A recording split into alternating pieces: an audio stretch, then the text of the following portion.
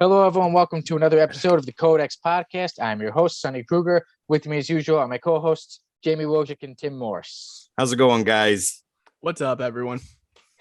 We're in episode 40 of the Codex Podcast. Today, we will be reviewing Wonder Woman number 142. We also got some comic book news as usual. We have our works. I will be revealing my secret project. Jamie's super excited about it. We will have our topic of the week. Stitches. So excited. Our topic of the week is what single issue or storyline would you show someone just getting into comics? That'd be a very interesting thing to talk Sunny about. secret project. Interesting comments. Thank you. I'm glad you picked it. And then, of course, we will be having more Do You Know? Yes, I've So, got guys, your numbers today. Yeah, they're ready for probably this. 2, 2, and 0 for Tim. That is not true. It's going to be 15, 1, and 0. 0 We only for asked you. 3 questions. Doesn't matter. Extra points today. But Sounds good. well, to we me. do. It's kind of like golf when you got to give someone a handicap. That's our Tim. Yes, absolutely. I run with a handicap of 12. All right, guys. Okay. It'll be a fun one. Jamie, Like- slap us with some comic book news. Oh God! If anyone isn't tired of hearing it or seeing the memes, which I am not, so keep sending those to me. Will Smith and Ezra Miller are slapping into a new universe. I kid you not. Hancock slapped rock and he got paper. No, we had a couple incidents. That's amazing, Jamie. Did you practice that? That was wonderful. Nope, I did that all by myself. It's probably I'm that cool cable shirt that gave you the Yeah. confidence. I'm about to be wearing no shirt here in a minute, boys. If you guys keep talking about my cable shirt, and that's what we really want, don't we? Dude, you know I love Sorry cable. for You know the that audio. shit, man. Sorry for the audio viewers that Hey, listen to Sonny, this and not see it. Who created cable? Do you know? That would be Oh, and don't one forget of about the Tim's Rob favorites. Liefeld. One of your favorite, Rob Liefeld. Go ahead, Jamie. I'm sorry. Yeah, back to what I was doing before we get to your appreciation segment again. No, Ezra Miller got hit with another harassment charge. And Will Smith smacked Chris Rock so hard he left the stage for quite a while. Yeah, no, I think it's getting kind of outrageous what some of the people are doing. Ezra Miller had one before Snyder's cut of the Justice League came out. Where he grabbed that fan and like tackled her. Yeah. Yes, Oh, to the yeah. ground. Yes. Like at first I was like, she had to have been like grabbing him, and he was like, oh, we fell. No. No. No, he took her out. And now he's got another one against him. And it's just like, at what rate do you start owning your own responsibilities and your own actions as a celebrity? It kind of dumbfounds me a little bit to the fact that, like, you make all this money, have someone else slap them. Like, honestly, pay someone good money and be like, go slap this person for me. Like, and that is a side tangent, but it's like the same thing with them drinking and driving. Like, you can't just pay somebody to drive you. Yeah, you have the money. Yeah, you have the money. But point is like, If you now- can buy top shelf Patron, you can hire a car to take you around. yes. But no, they had, like, when you look at it from like our point of view, to me, it opens up a door for something we don't want. Mhm. And like Will Smith walking on stage because he didn't like a joke and slapping the comedian across the face, that opens up a whole nother realm for, bystanders or people in the audience to walk up and just smack a comedian or go and throw something at an artist that's performing because they didn't like their stance on something. Ezra Miller is the same way. You're making money doing something that you love, like, and you're tarnishing your reputation because you're a celebrity, and I don't know. It to me is just, especially with Miller, because I don't like him as the Flash anyways. We've already had that side tangent. We don't need to go into it again. He kind of personifies that for me in the fact that he takes it to a whole nother level. And every time it's just worse and worse. So, Mhm. I mean, I don't know what you guys think. Why don't you guys give me some insight? Maybe I'm wrong, but I think I'm pretty much on dot here with that. Sonny, Yeah. you want to go ahead and go with your opinion? Sure. And Jamie, yeah, I think you're pretty much on the dot.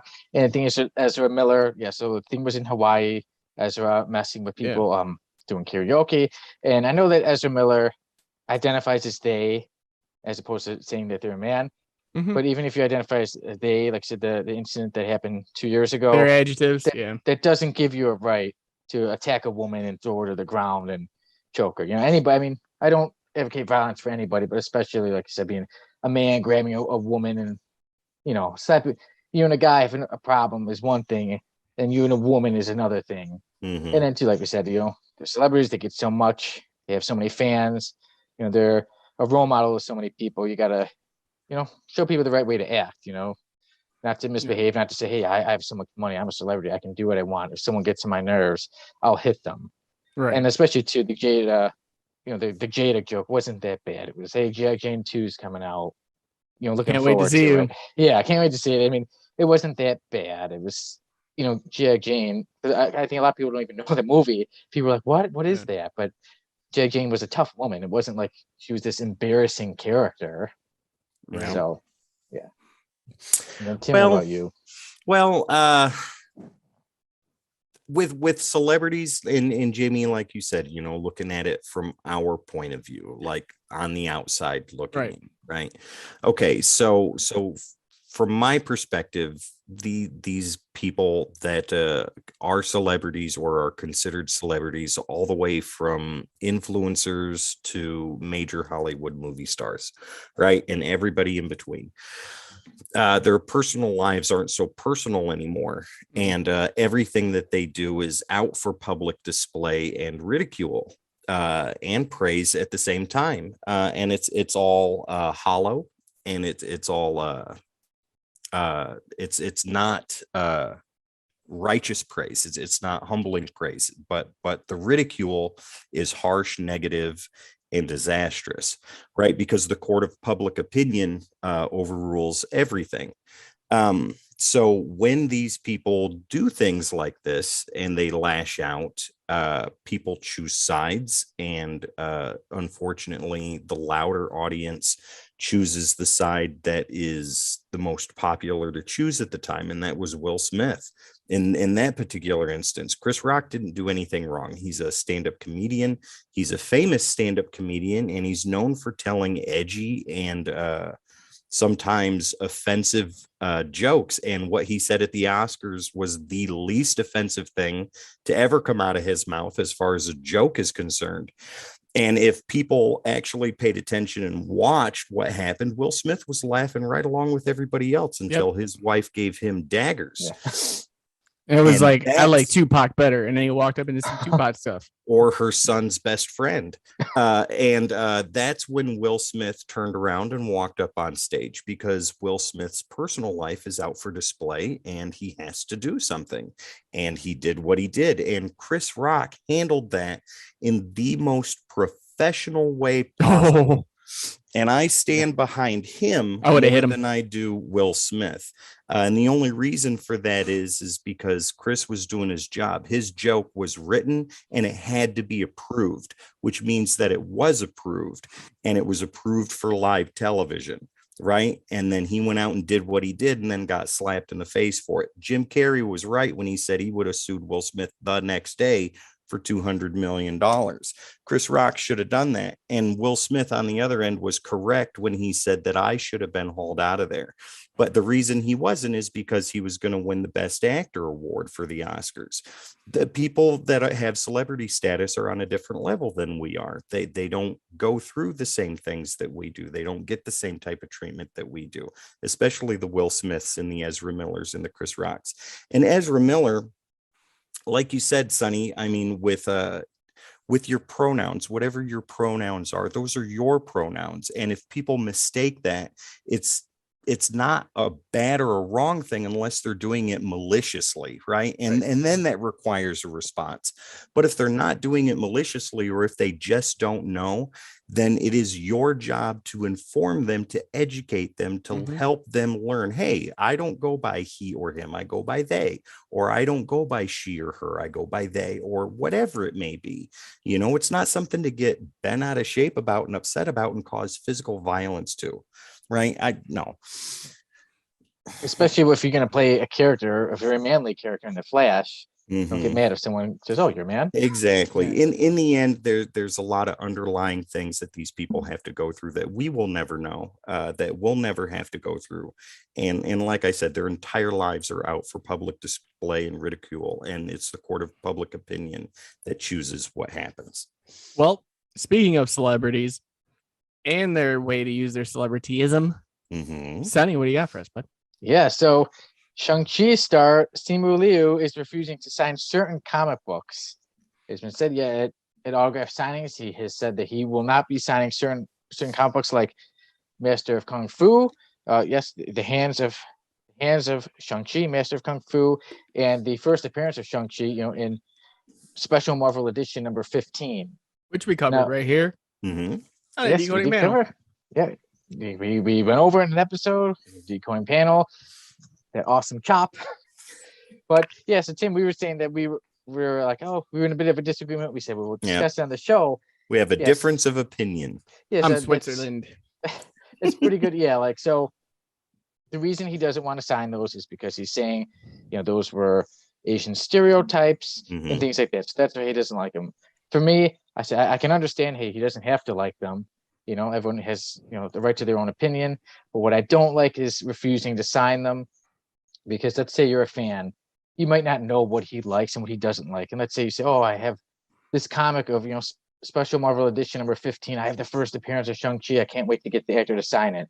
And you bring it to him and he literally goes, and he turns it away. Now you don't get a signature.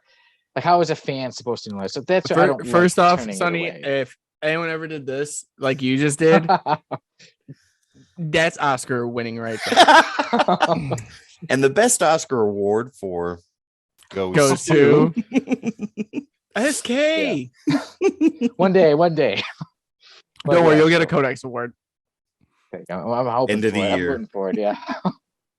But yeah, so like I said, that's why I don't like it, is that it's not the fans' fault. And they didn't write the comic book. They're not showing you, like, I can understand if maybe there's an embarrassing panel and then like they specifically gave you that one. You're like, okay, I don't like that one. And it's, like, if he wants to turn down that comic, like I said, he doesn't have to like it, but he did play this character that was based on that comic. He didn't tell Marvel, hey, I'm gonna turn away your paycheck because I don't like where this character came from. You mean Iron Fist? Because he played Iron Fist. Yes, but yeah, so that's my opinion, is that I don't think you should be turning away Shang-Chi comic books. He doesn't have to like them, but I don't think you should turn them away. Here's my opinion, and it's twofold. So, okay. Can't be twofold. You got to have an opinion, not two. First off, even if you can fold them, it doesn't make sense. No person is under any obligation to sign anything. Doesn't matter what's put in front of them. They have every right to say no.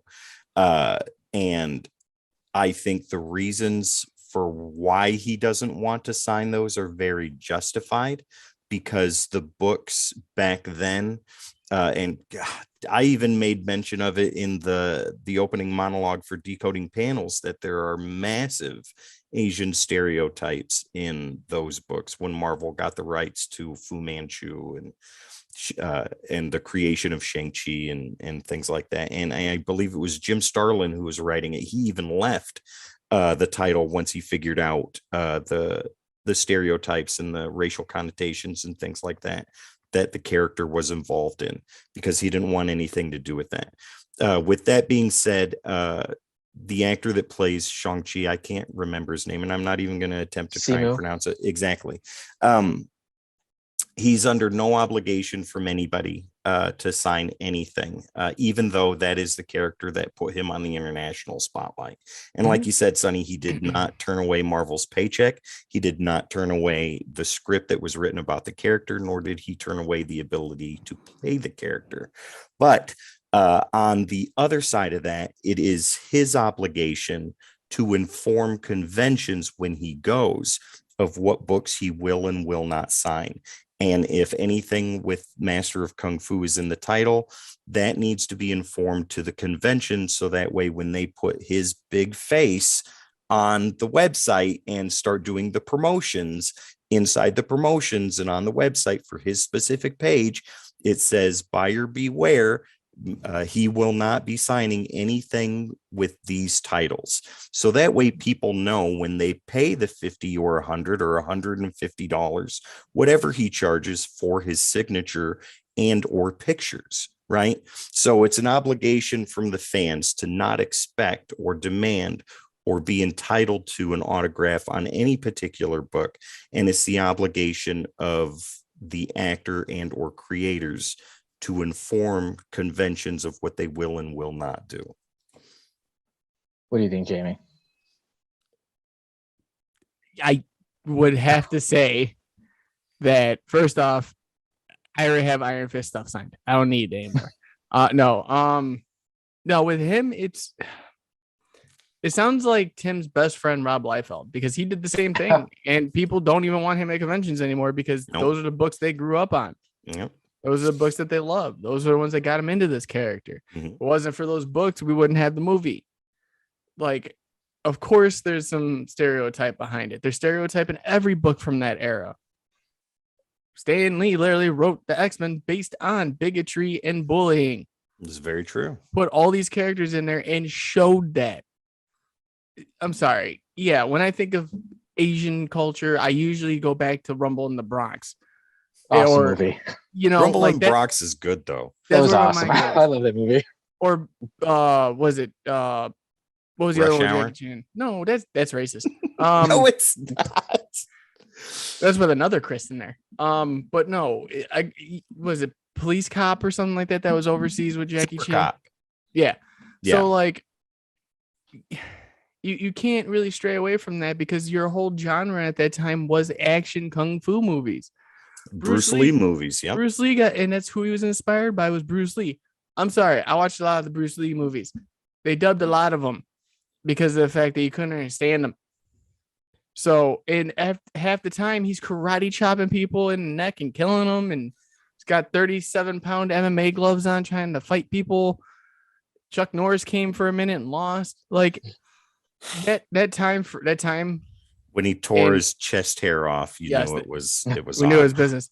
But like that time and that culture meant something. Yeah. And whether you want to see it as stereotypical or not, it brought people to the front of what we're doing today. Mm-hmm. So if you can't appreciate that, then you shouldn't be doing it.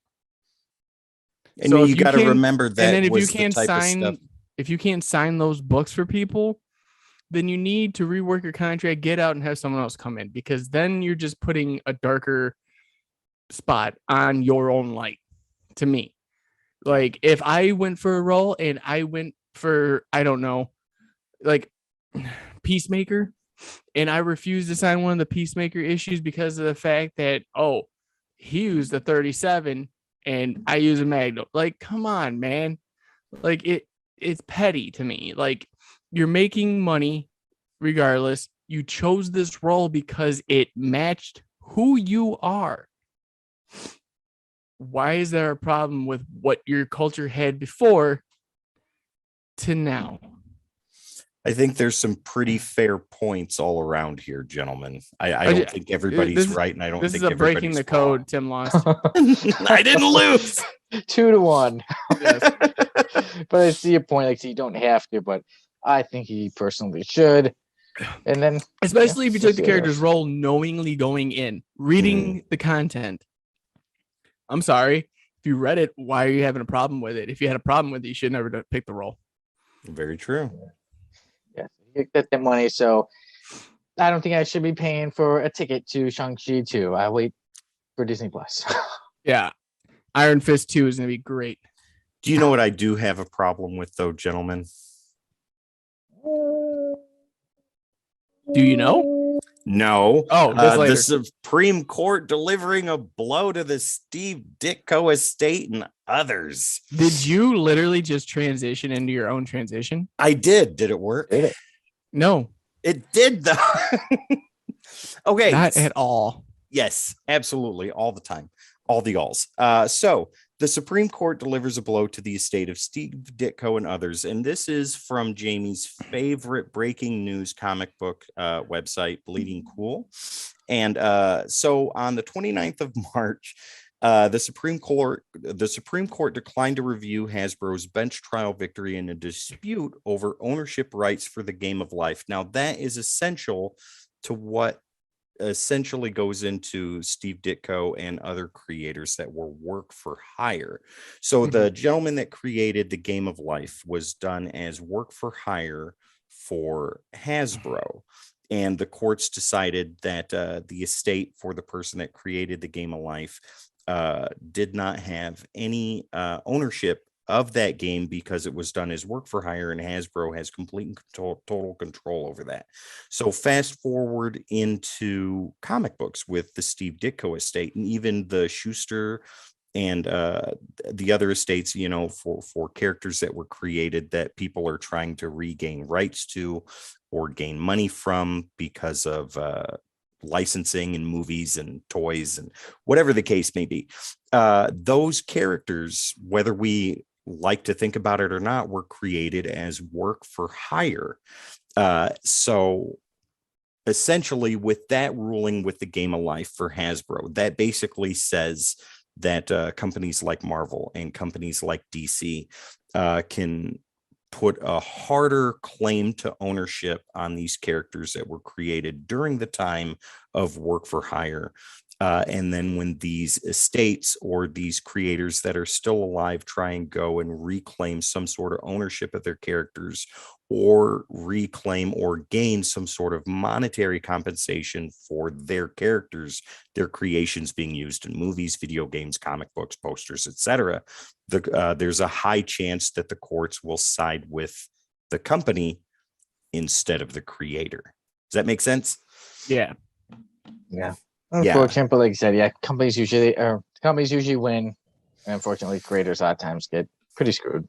Well, I mean, work for hire is work for hire. That's exactly what it is. And even though these companies did it through shady practices and paid these creators pennies on the dollar to create these characters, it was still done as work for hire, and the creators knew that going. Yeah, the deal was made. So yeah, and it's something that you can't really, like, you can be upset about it to an extent.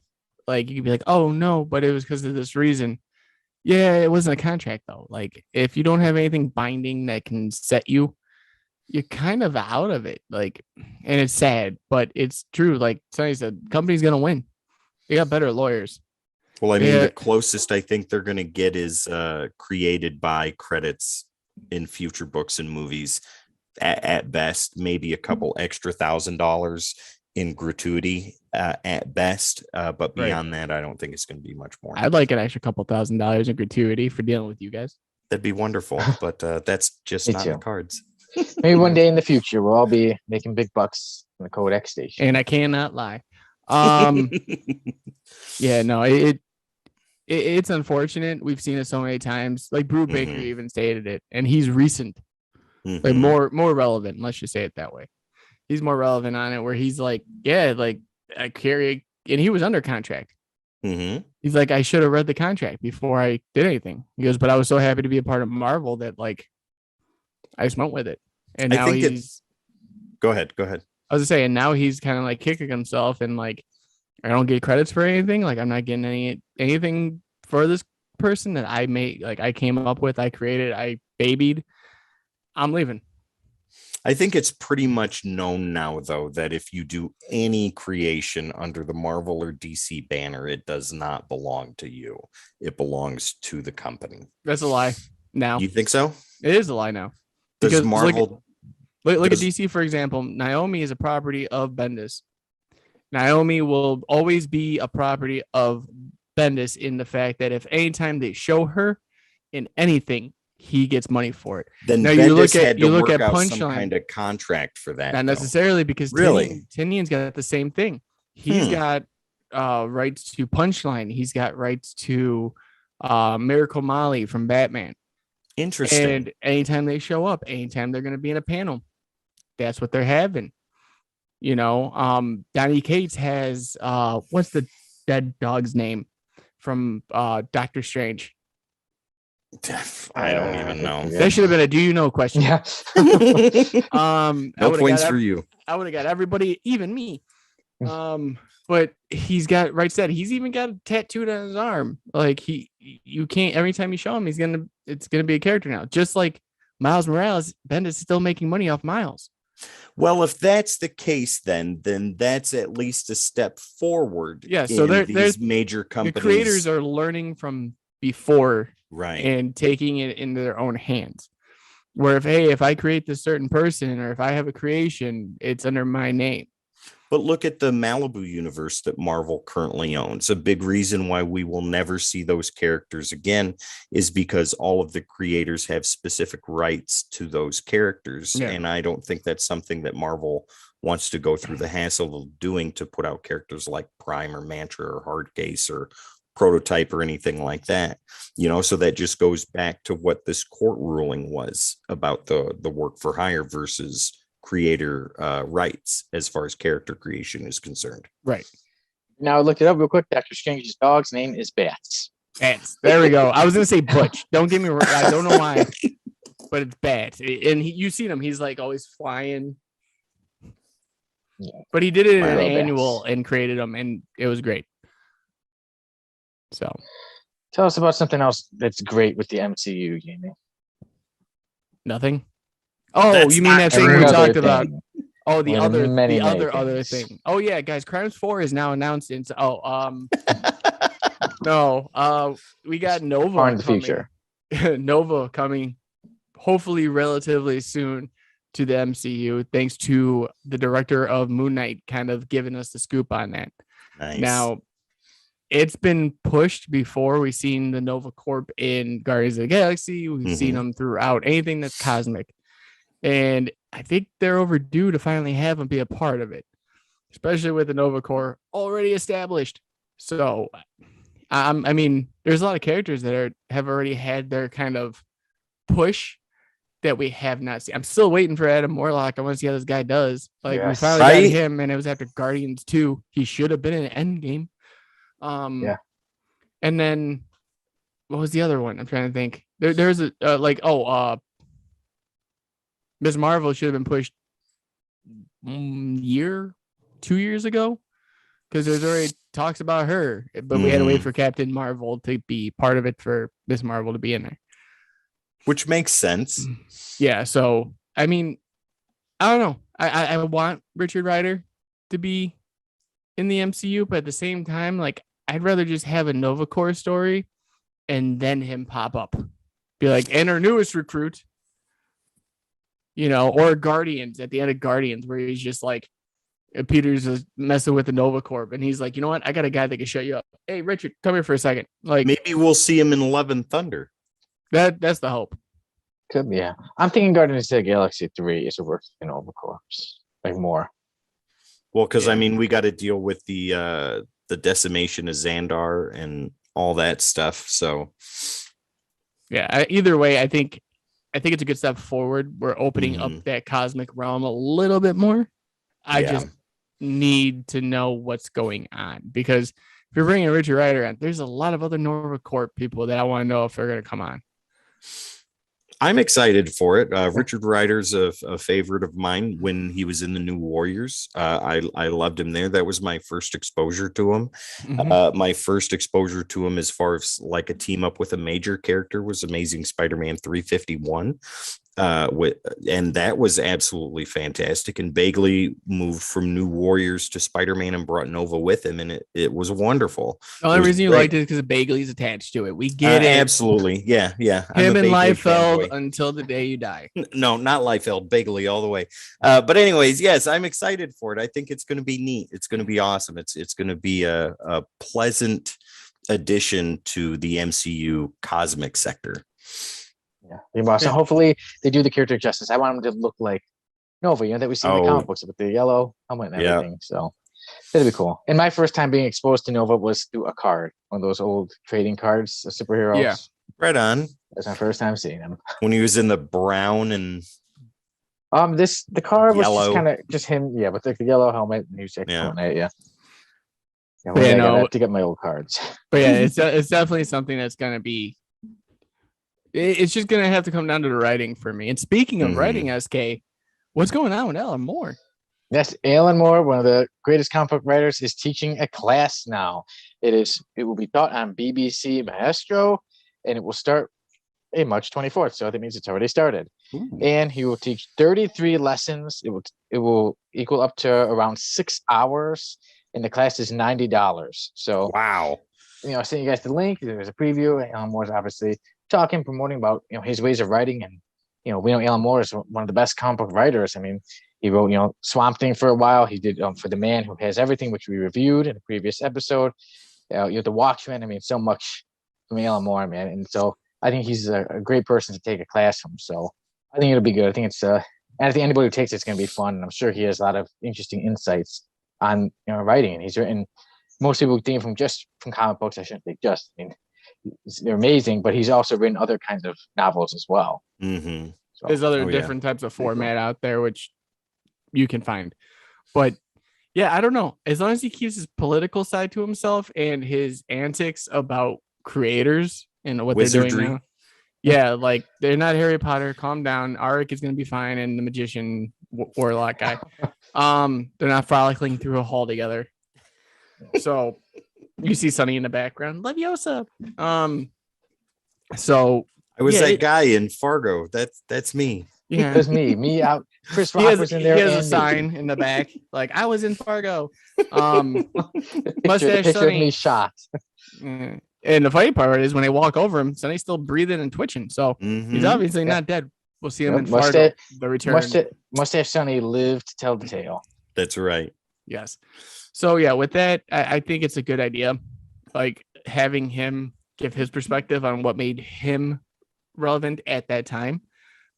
I don't know if it holds up to today's standards, though. That's the biggest issue because you got guys like Scott Snyder and all these other big names giving writing classes. I would love to see, if I had the money, I would pay for, what do you call it?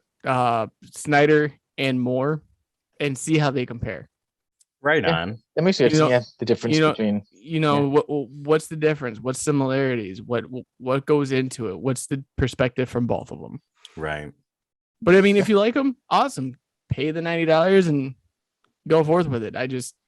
I think that with his time period and what he did, it's a different facet today. I agree with you 100%, Jamie, and there's not really much more I could add to what you said. Moving on. It's Alan Moore. I mean, what other opportunity are you going to have to learn from one of the greatest than right now? That's wonderful, and $90 is not expensive at all for 6 hours of material. But as long as he keeps his political beliefs out and his wizardry skills and general crazy antics and his hatred for Marvel and DC, I'm very curious to see what he's got to say. Yeah. So that means I'm getting $90 to hear how he hates publishers and how he can put a spell on me. I'm in. Sounds good. Now I'm even more interested. That sounds like something. Teach me the spells. I was about to say that sounds like something out of an Image book. Which, by the way, nice segue there, buddy. I try. So, Image Comics honors the 30th anniversary of its titles with a special one-shot. And this is coming with writer/artist Jonathan Luna's The Thalmax. And it's a new one-shot inspired by Image's 1992 launch titles. Did you guys get a chance to look at this cover? It looks absolutely stunning. Yeah. So, okay, following the successful Kickstarter campaign, the Falmax #1 is set to hit comic shops in June 1st, as a matter of fact, Wednesday, and it serves as an homage to the independent comic titles that first launched Image 30 years ago. And basically the synopsis is it follows Spur, a mercenary from modern day LA who finds herself back in the year 1992 after chasing a mysterious villain through a portal. There she meets a famous superhero team and realizes that they have a common goal. And all those things are in quotations for one reason or another that doesn't make any sense to me. So, okay, yeah, this sounds interesting. It sounds exciting. It's a shame it's only a one shot because it seems like aside from McFarlane and Larson, Image pushes as hard as they can away from the early stuff. And I don't think they should. I think they should embrace that. So this, I guess, is just a simple post-it note love letter to those books from back in the day. So I'm very curious to see the superhero team she runs into and the common goal they have for the mysterious supervillain they're going against. Right. I love the quotes though. Like, it was in the article. I know. I'm agreeing with you. Can you just accept this for a change? No, Jeez. I can't accept anything. This is why we never get along. Dear Well, God. Jamie, tell me how you feel, buddy. I don't know. I'm indifferent about it because we've already had that in the past. Like we've had so many reincarnations of, oh, this is 20th anniversary and this is our 20th anniversary comic for the launch of in 1992, where Man of War did horrible. And no, I'm kidding. But no, Juice. Juice Hard skin. and hard skin. Naked butts. Yeah. #1 on YouTube. YouTube algorithm, pick that up. Yeah, it did.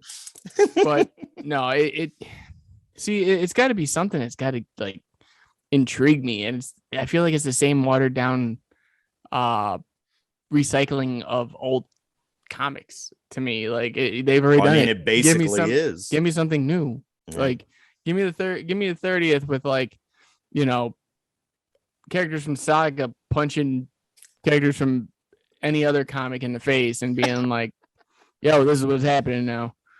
You know, wow. Give me Radiant Black popping into a panel and being like, what is going on? Who wrote this? Like that would be Alan Moore.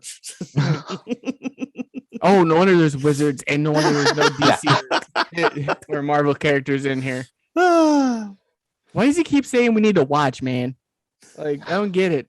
Who watches The Watchman? Well, I do, as a matter of fact. And I'm watching what time it is, and it's about time for you to move on.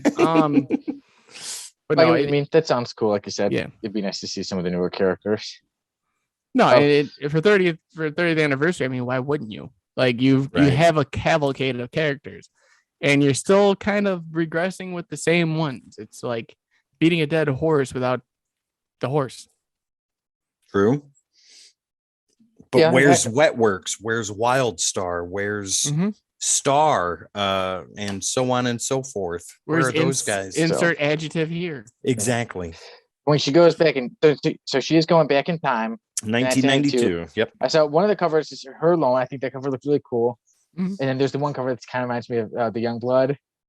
Oh, really? I didn't see that one. Is it on the article? It should be in the article. Yeah. I'll Jamie, go did take you a see look. it? Yeah, I know what you're talking about. Yeah. So I'm like, oh, okay, how many I see it. homages to Youngblood are they going to do? Because I'm like, the last Shadowhawk one I thought looked really cool. But this one I was like, I think the cover with her doing one alone looks cooler and better. This is an homage to Wildcats.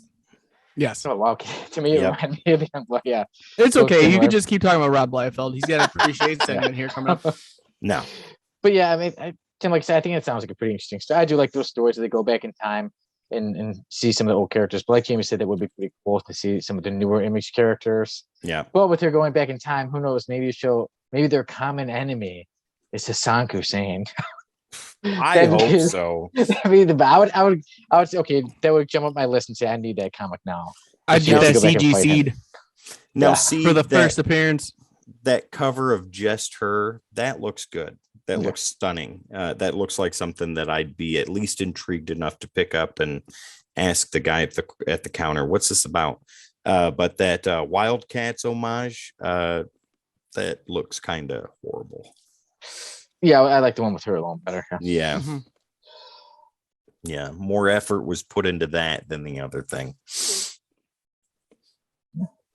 But And that, I think, concludes our comic book news, guys, unless there's anything else. nope. All right. And in So, more news, our comic book SK news is done slapping now. people. Have you been there? Oh, Well, no, I have not been slapping people, but earlier this week I've been the end of last week and the beginning of this week I was working on a show, and when I'm not working on the bear as a frat boy putting fake dollars in strippers' panties, I've been working on my secret project, yes. and now I get to reveal to you guys that And that's I, why Sonny he's Cougar, wearing the shirt. Our will button's be gonna playing- fly. He's playing. You're not playing Superman. Get out of here. Yes, No, that's I will what it be looks like. playing the Man of Steel himself, Superman. I am making a fan film miniseries called For the Man Who Has Everything. And you guys know what comic that's Interesting. inspired by. Yes. Oh, great! Now When- you can now you can get sued for using that tagline.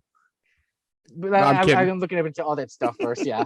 I make sure to put down the right things, looking into fan films and fan fiction, because Oh yeah. when we reviewed it, The Man Who Has Everything, I read it before, but this time when we reviewed it for our show, I started seeing ideas in my head, and I said, I can do this. Create a story that'd be better for like filming, right? Like, obviously, I don't have the money like DC or Warner Brothers has, but I said I can create something that I can do. And already, I plan on it being 4 episodes. I've written all 4, and now I'm adapting episode 1 into actual screenplay form. So I that's why You're playing I got all my Superman, stuff. right? So I would plan to play Superman. So when the day comes, I will shave that. How do you do the hair curl thing though? That's my question. Like you always coming back. So like when you So thinking I can do it. you think you can, I still got enough hair on the top. I was like, that's all not what right. that's I not still what I have was enough hair going to put it towards. I down. was saying like because you always slick it back. Is it going to be weird to push it? He'll Forward be and try like to the get the Dean little, Cain Superman. So that's I have to the best Superman making all the ever. plans. Making all the plans, but that is the plan, and it's something I want to do. It's something I'm going to go forward. I know Go for it. it's a Sonny, big I am excited, chance. man. That is Thank you. exciting news, and I cannot wait to see what you come up with. My thing is okay. So we've been hearing about this exciting news. What's going on with the prosthetics though? Well, that stuff, well, it is for the man who has everything. So you guys Is it know what I need to create. A certain thing that's going to attach itself Muscle? to my chest. I got that. I got the muscle. But a Oh, certain I mean, I've seen it Black say about a series. Mercy. A certain Black Mercy. Oh, a I need certain. to make that. Okay. So we remember I how am- the story goes. Hmm. Yeah. I'm wanna very see how this excited, turns Sonny. out. Very curious. Yes, absolutely. Yes, my Yeah, curiosity has peaked. Yeah, it's a big challenge, but I said, hey, I go for it. I go for things I want. I chase my dreams, and sometimes I fall flat on my face, but I go for everything. And this, I'm very excited for. I'm putting a lot of time into it, and I'm passionate about it. This is And going so to that's be a why I'm lot of learning about. action. That this is going to be something a little different than what you're used to, right? Yeah, so something different. Yeah, it's different, and obviously He's too. playing Jason Todd.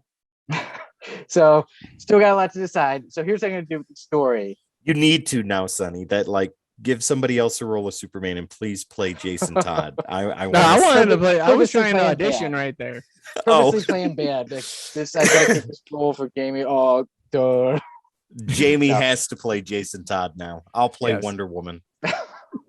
So with this, yeah, This is a multi-million-dollar idea.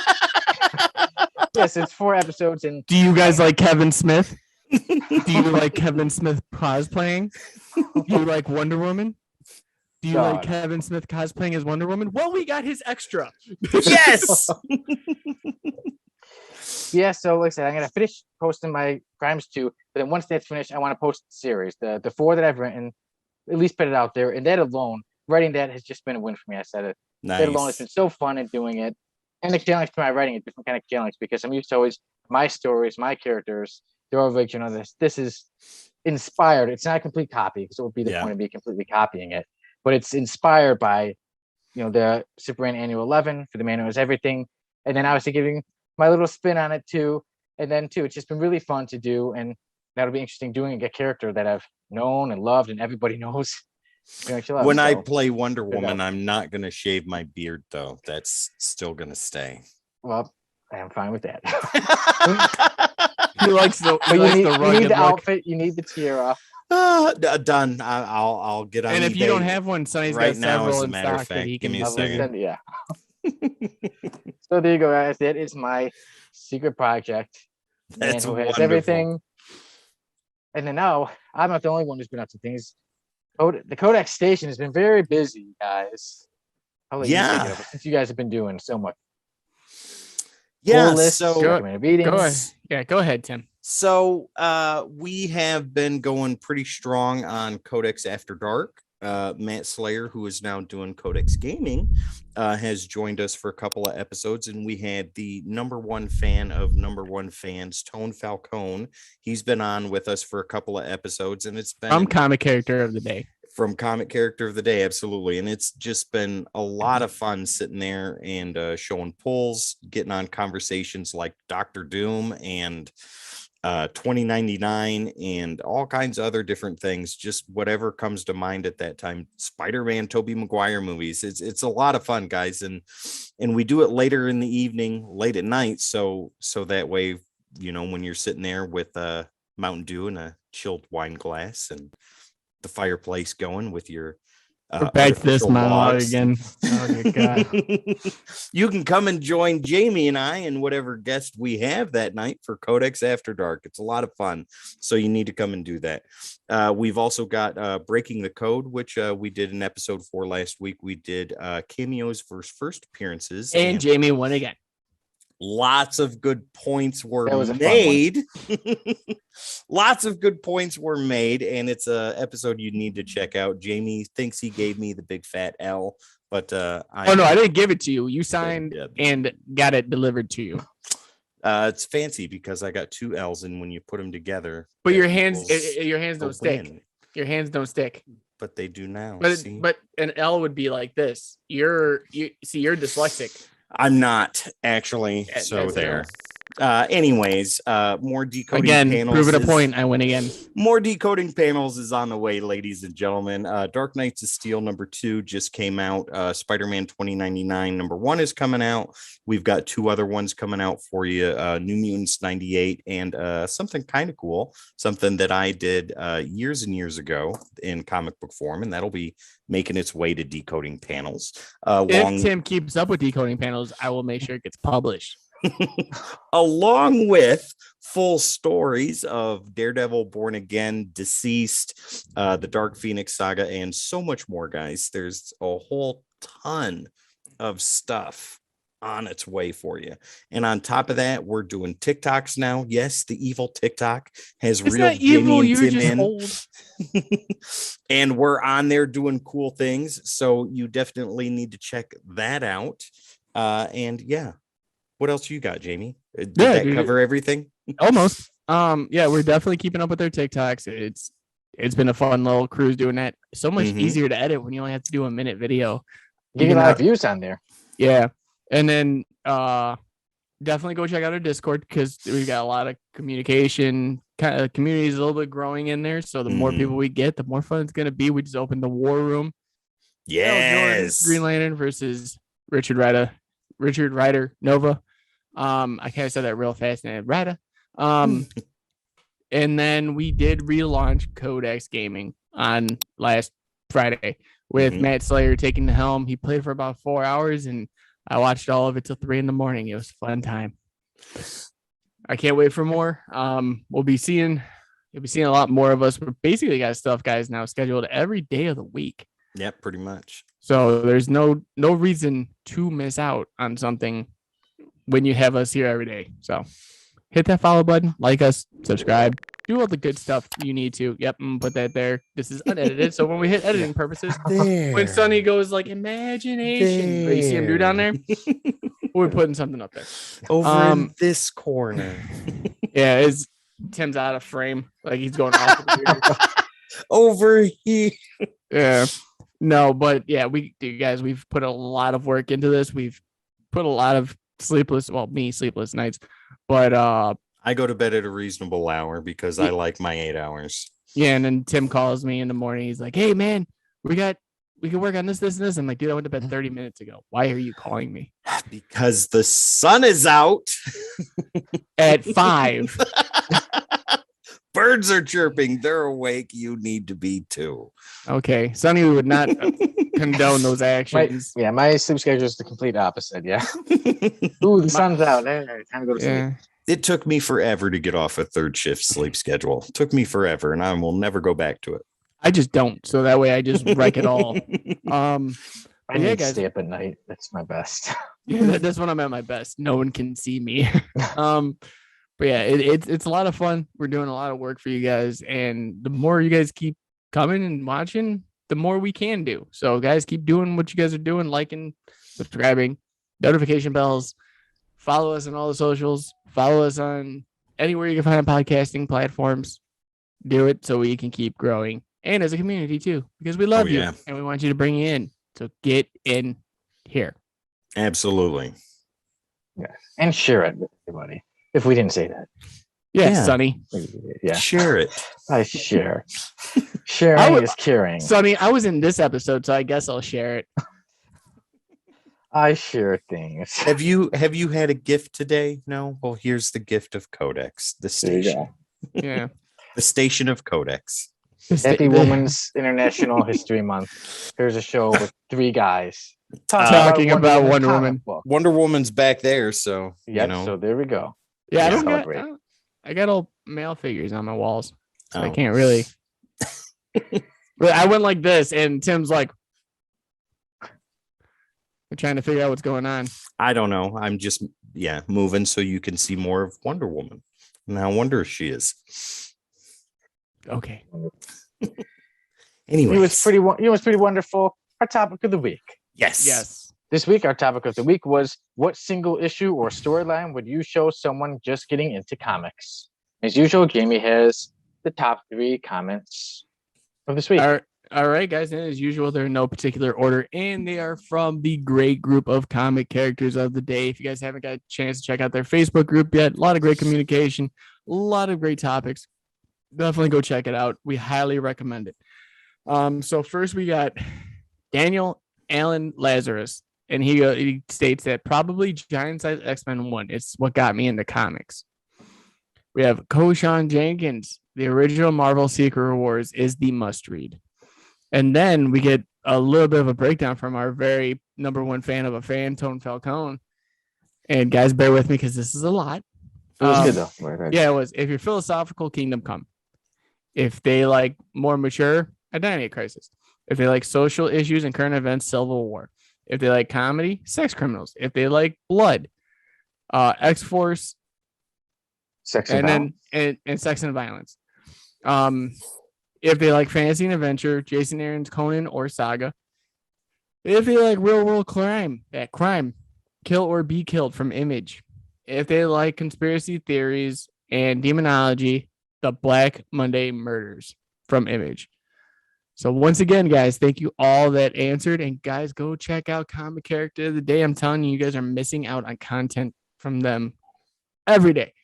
Great conversations there too. Great conversations. You'll see me, Sonny, or Tim jump in there. Sonny will put just a laughing face and then be done about it his day because he was up at 3 a.m. to see it. But yeah, guys, that great answers. Thank you again. Yeah. So what do you think? As far as like a single issue or storyline, I would show somebody that's just getting into comics.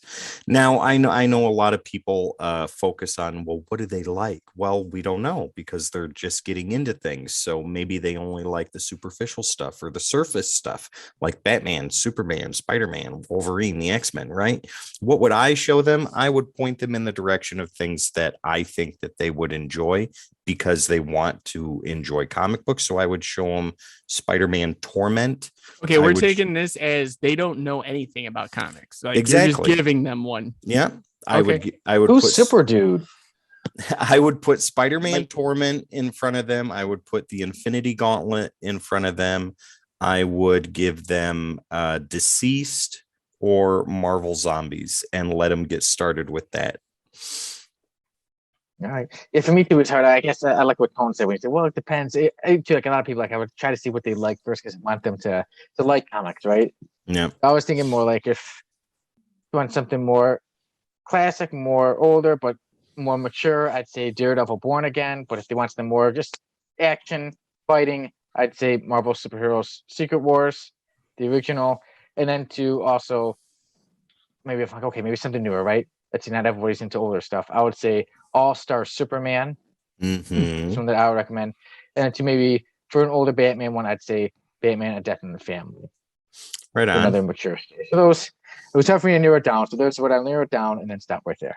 Year one would be another good one to throw in front of people. Yeah, good beginning after Batman. Mm-hmm. Yeah, good choices. Jamie, how about you? So if I was giving someone, if they just asked me, hey, I want to get into comics, where do I start? I would say Flashpoint. I would say Blackest Night. I would also tell them to try Infinity Gauntlet. And then for a last one, I would definitely tell them Batman Hush. Right on. So Well, a new reader, someone that, and I took this as a perspective of they're not like, oh, I like Batman. Oh, I like Wolverine. I took it from, I have no knowledge of what you're talking about. Feed me. Those are all perfect suggestions too. Hush. I didn't even think of that. That's a great one because that's like right in the middle of everything Batman, and Jim Lee's doing the artwork too. All of the characters and villains Yeah. and rogues gallery in it, so you get a better visual of everybody. Yeah, right on. Good choices, gentlemen. Good choices.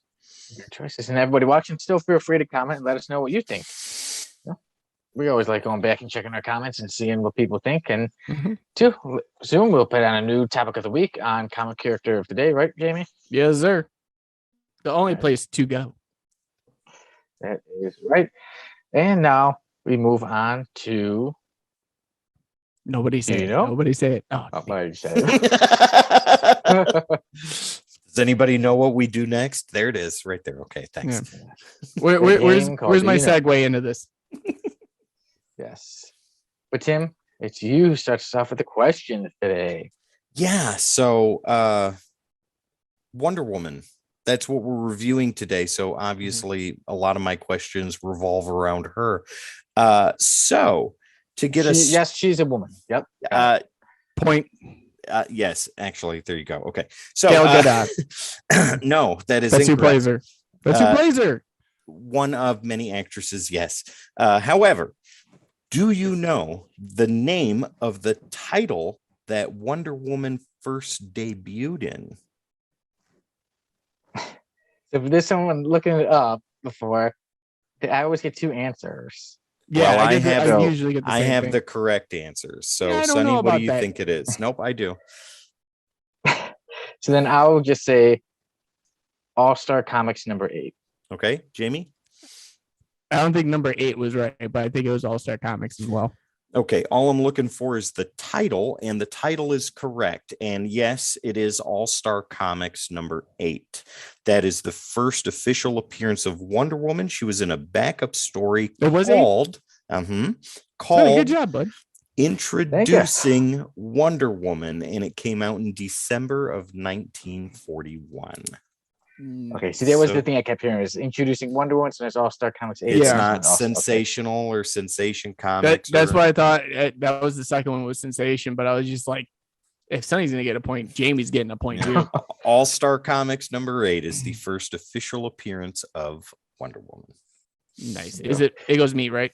Go Sonny. Sonny's next today. I'm last. No, actually, I do have it that it's Jamie next. Oh, okay. Do you? Oh, then I wrote it wrong. Shut up, Tim. I think last week I was first. Yeah, so this week goes down to Jamie. Oh, so okay. Jamie had his. So, guys, we all know Wonder Woman's power set, but do you know in what year did Wonder Woman surrender her powers in the comics?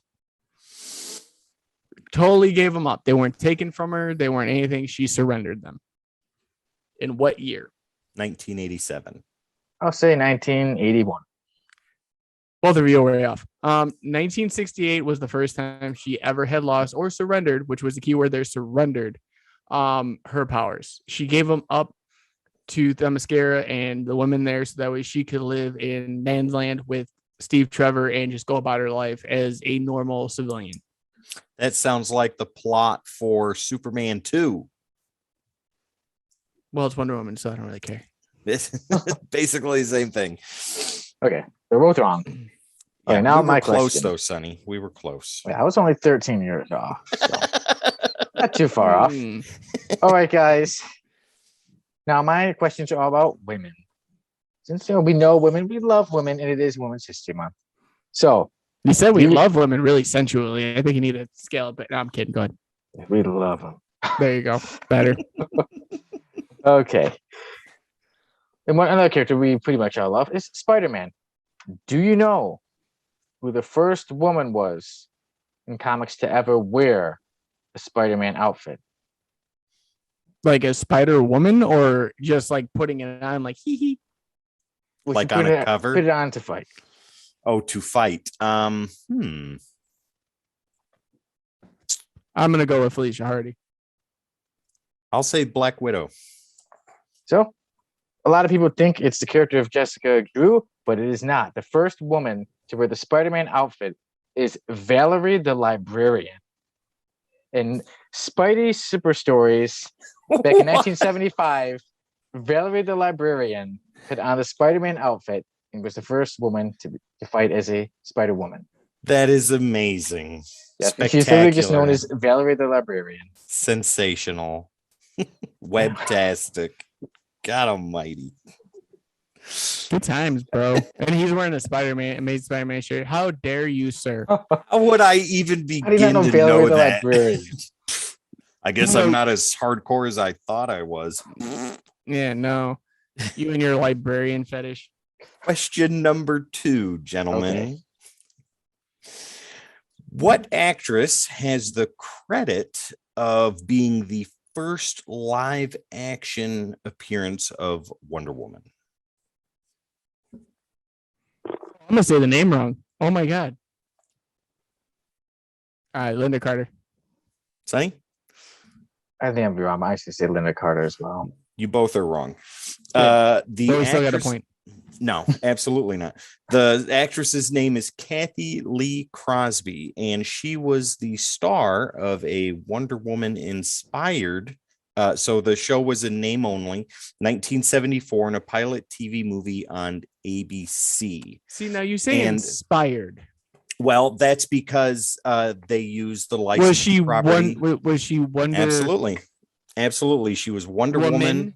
Yes, she was Wonder Woman, and she was a secret agent instead of from Themyscira or anything like that.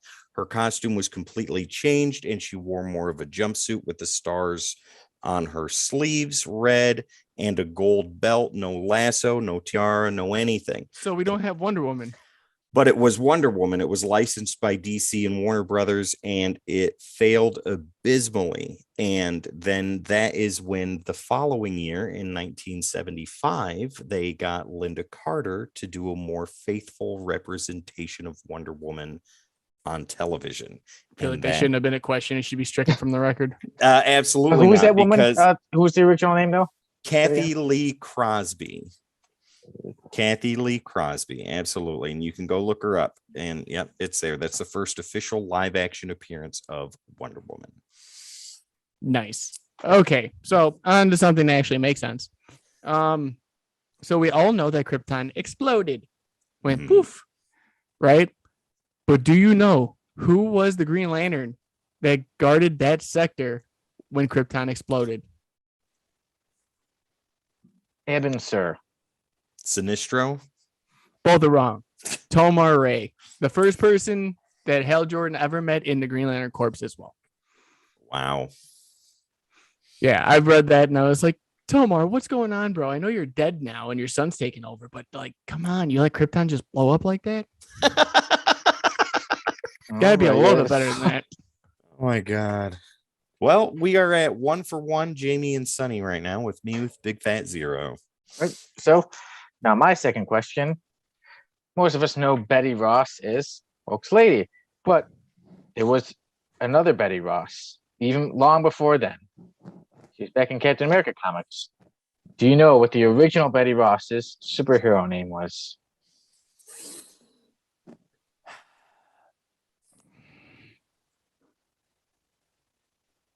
Propaganda girl.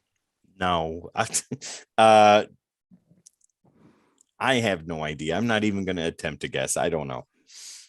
Well, Betty White was part of the Betty- Golden Girls. Betty White. Ross. Oh, Betty Ross was Golden Girl. And she was in Captain America #1, March 1941. I don't like this game anymore.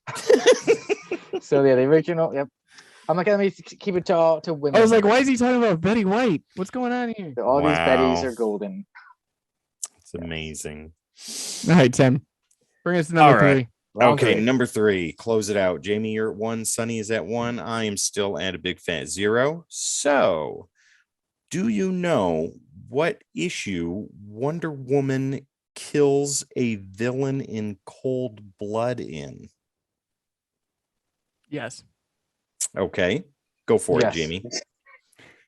No, because It's the one she's most well known for. Yeah, I'll put it that way. can I give the person's name? Yeah, I'll take that as an answer. Maxwell Lord. First of all, yeah. You see, And that was Infinite Crisis.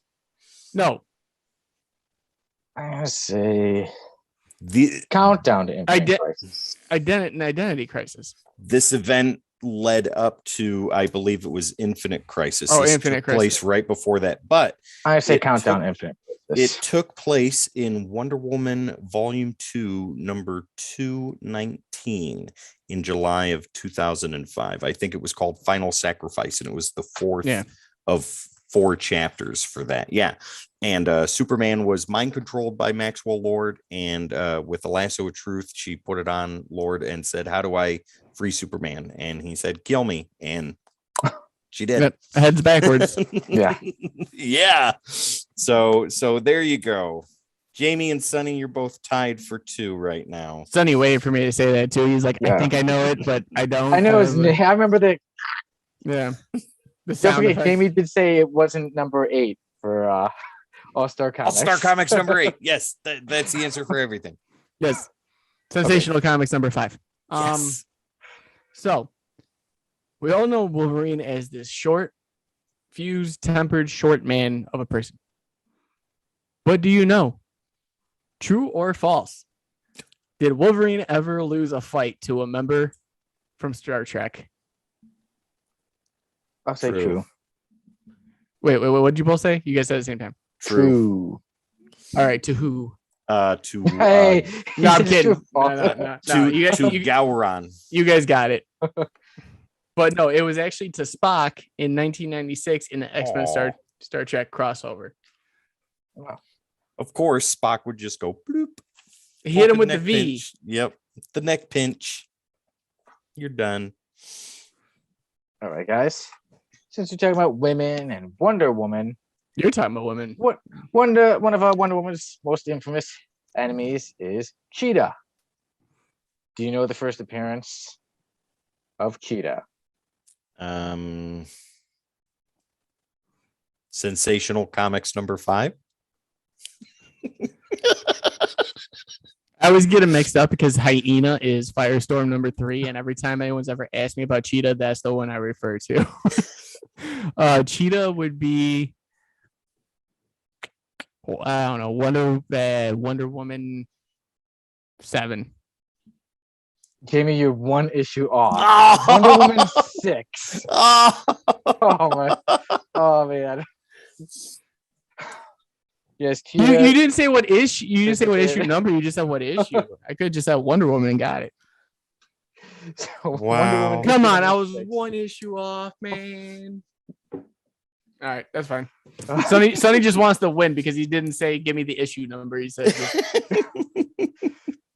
He asked I what her usually first always appearance want, yeah. was. So I usually always want. and that. we've been nice about it. We've been like, yo, don't worry about it. Just take the name. Sonny's like, oh, Jamie's gonna tie me again. No, that's the I whole issue. want us to mention the issue number. I make sure to specifically remember the issue number. Wonder Woman.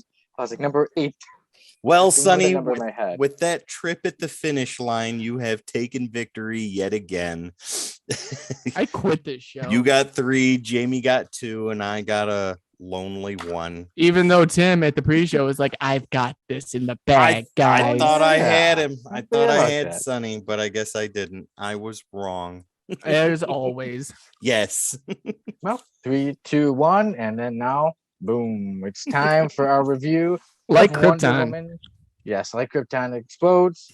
But we will now be reviewing Wonder Woman number 142. Right on, As usual, guys. Tim, would you like to start us off with the credits? Yeah, so let me put my glasses back on so I can actually see the words I wrote down. Wonder Woman number 142 is written by Eric Luke. Artwork is by Yannick Paquette and Matthew Clark. Inks go to Doug Hazelwood. Colors to Patricia Mulvihill, and letters to John Costanza. Okay. And we didn't have it. Who would like to start off the story today? It could be any of us. Me? You I'll take guys? it. So yeah, Wonder Woman 142. We kind of open it with Diana War. standing over a war, basically saying like, I can control this. This can't keep happening. And as things are blowing up around her, she's just taking out basically enemies and stopping tanks and missiles from flying. We learn from her friends that no one's really heard from her, and that like they heard her voice in their head, I believe it was in the one panel. Like I heard an inclination of her. So they go looking for her. They end up finding her at the Wonder Dome. And which I always love saying that out loud because it sounds so fancy. They're going through all the Wonder Dome and seeing all these artifacts and everything along the lines of the whole heritage of Wonder Woman. We get to Wonder Woman. She's talking about how she's gonna leave. Basically how Cassie's isn't ready to take out the mantle yet, but she needs to. That she's gonna see a point where she is in the past and where she's going to be in the future. So that way it brings out her version that she believes she can be of Wonder Woman.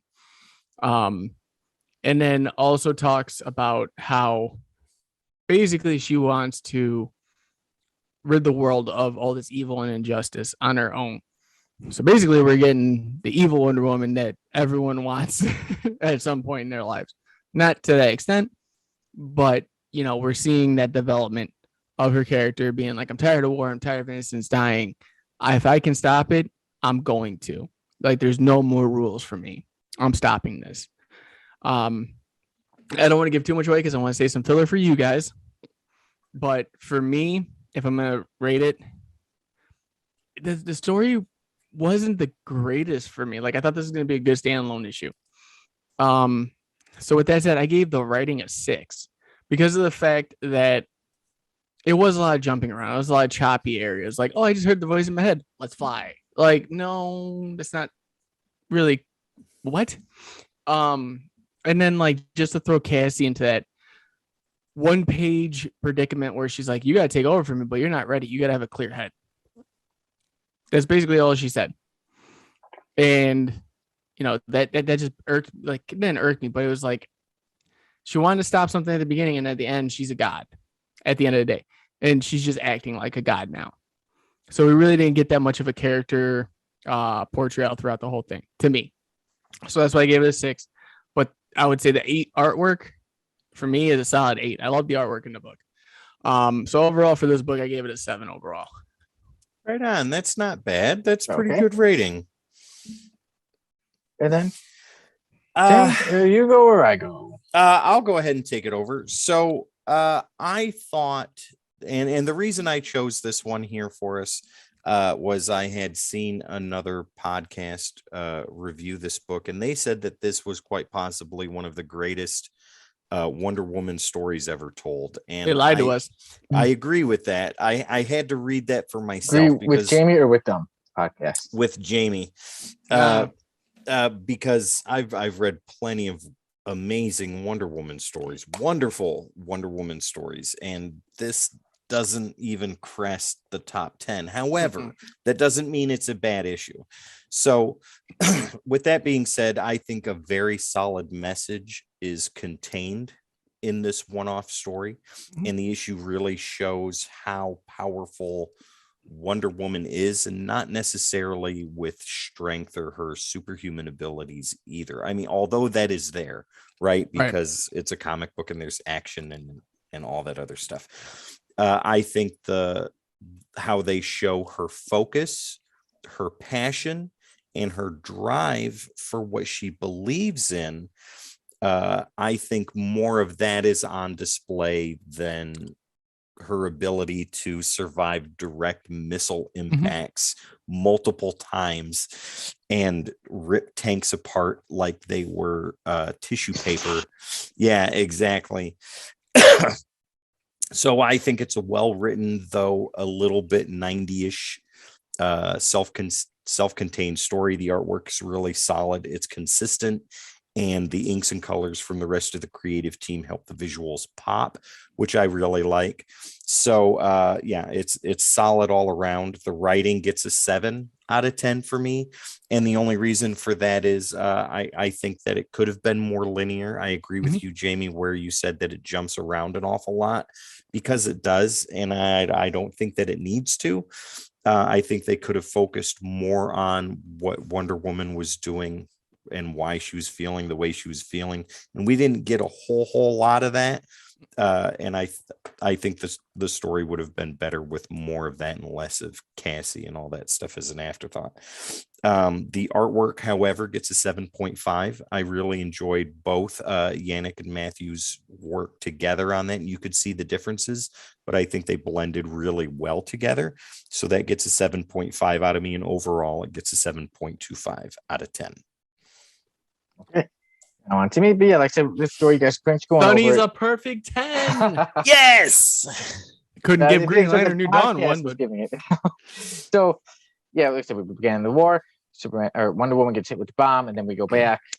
And yeah, basically, like I said, you were telling it, Jamie. And then one thing I did like with the story was I actually liked the writing. I liked the dialogue. To me, I think that was actually my favorite part of it. I thought the artwork was fine. Yeah. And to like the action, obviously it wasn't too much. You know, Wonder Woman, she's trying to stop the war in the Middle East, but it just said there wasn't like too much there. Like, so I would not say, oh, this is one of the best Wonder Woman stories ever, or oh, you need to read it. It was a fine read. I still thought it was a good story. I enjoyed reading it, but I didn't think it was that huge. And especially towards the end, like I don't want to give much away, but it's, you know, their last of truth, and she has, as she worded it, the twins of pain. Yep. And with that conversation with the two leaders, I was expecting more to see the conversation, and it kind of just was like they realized they were both similar. I like the gloss over of it, though, because it wasn't a conversation that we needed to see, but we saw the key points during the process of them coming to terms. Yeah, I actually would have liked to. I see like the point where they did, but I would have liked to have seen some of the points made from them. But I mean, I guess it is only 22 pages, so I'm like, okay, I do keep that in mind. we But just then for wanted to me- be there for the. It's like the Khabib McGregor fight that happened. You You just want wanted to the see the after spotlight. melee, yeah. Yeah. But even too with the Wonder Dome, I thought it was kind of cool with seeing the past. Even like, is that Wonder Woman kissing Superman? Yes, it is. You know, We don't talk about that. Yeah. But I did think it was a good read for me. But I wasn't like, oh man, this is such a special issue. This is one of the best or anything like that. I just thought, That's Good. why Sonny gives it Okay. 10 out of 10. yeah, that I do give Wonder Woman issue number 142 a 7.3. I say good, but not Ooh. spectacular, not sensational. We're What a into good issue. sevens. 7. nice. We're all Son- pretty close. This issue. Well, Sonny, you gave it the highest grade out of everybody. That's usually what 7. Sonny does. yeah. But it's pretty solid. It's a nice 7 out of 10 issue. It's a good issue to read. It's better than filler, but not something that's going to stand out. Agreed.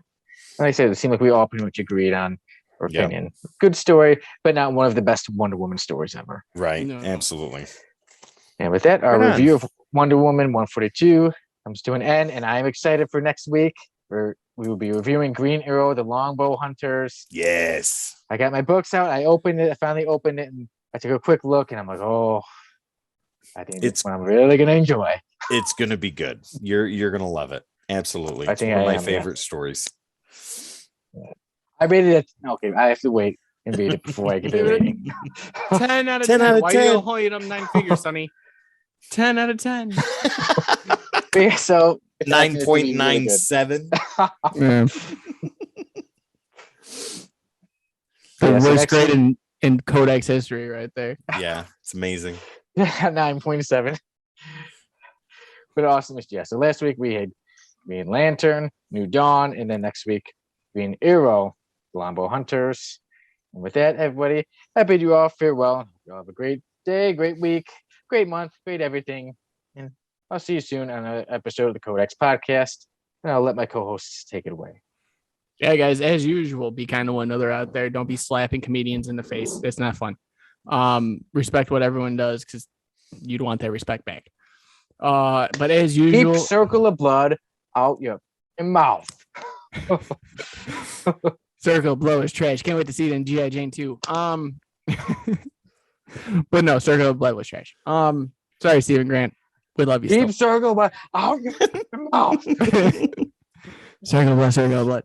But no, as usual, guys, thank you for those who showed up, talked to us, got a chance to live in our world a little bit longer. If you guys are watching this, make sure you guys subscribe, like this video so it helps out the algorithm a little bit more. Sonny's doing his magic wand thing again, so edit here. And guys, definitely hit that notification bell so you guys don't miss any more of the content that you guys are pretty much missing out on because we're going 7 days a week now. So be on the lookout for that. Once again, guys, I will see you all in the next one. And don't forget, ladies and gentlemen, to find us on all social medias. That would be Facebook, Instagram, Twitter, our new TikTok, over on Discord, and over on Twitch, and anywhere podcasts are streamed. All you have to do is type in the Codex Station, and that is where you'll find us. We got lots of content for you on all available platforms. So please hit the like button, like Jamie says, hit the follow, hit the subscribe, hit the notification bell, all that stuff, so you guys don't miss out on anything we have coming your way. Once again, guys, my name is Tim. This wonderful guy over here is Jamie, and down below is the host with the most, Sonny Kruger. This is the Codex Podcast. We are the Codex Station.